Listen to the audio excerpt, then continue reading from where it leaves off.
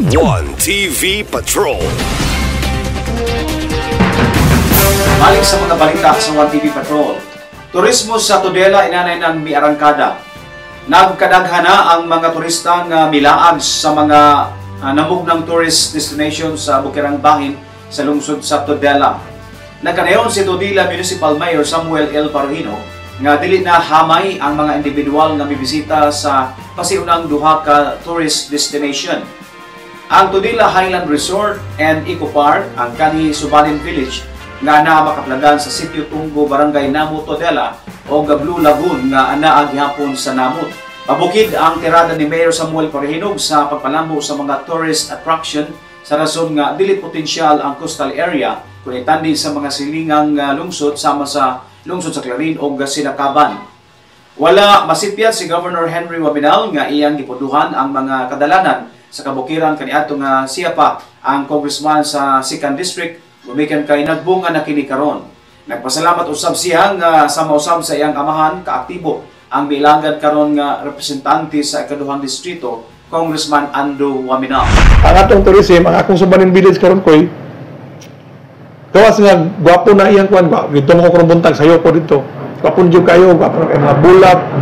Tanay swimming pool, ang swimming pool ang gisubay kay tatay 20 million nga gihatag ni gobernador nga swimming pool. Unique na siya, mura na Subanin nga village nga na swimming pool. Pero high-tech naman ta karon, mga ligo mo ginag swimming pool ng mga Subanin. But anyway, daghan kayong bisita. Local, national, tapos international, kaya may mga foreigner nga mga bot. Dito Kalimhigda. Kamalig-kamalig ito siya, pero unique. Kaya nga naman, native man. Native nga pagkagama, then atong lugar atugnaw kayong marga aircon. So, pata karoy bagong nakaplagan ko yung suba sa Blue Lagoon sa Tunggo na gihimuan na kong dalan. Primero na hinatag na 20 million sa ILCAC katubang sa Army.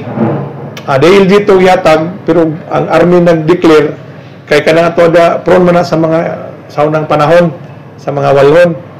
Tagaan may og 20 million, gitubig na ko ang uban, gitulay po na ko dito.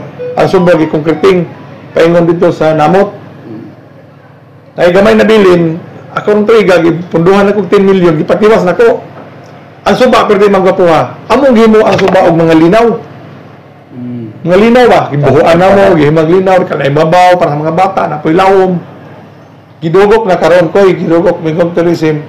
Saturday and Sunday, gamay kayong ma-register dito, 500 heads, paingon sa 1,000. Saturday and Sunday. Nikita na ang Barangay Tunggo. Monday to Friday, digid masiro, kinagamihan 200 katao ang tuwa dito, mga ligo. Ito na yung mga cottages, local income po sa barangay, at least ikita sila. Kaya naisang adlaw ka, sa Sabado mo, kita mo sila almost mga 40 to 50 mil. Asa pa man ka mangita na. Nabaw pa sa mong lungsod, kalisod mi. One TV Patrol.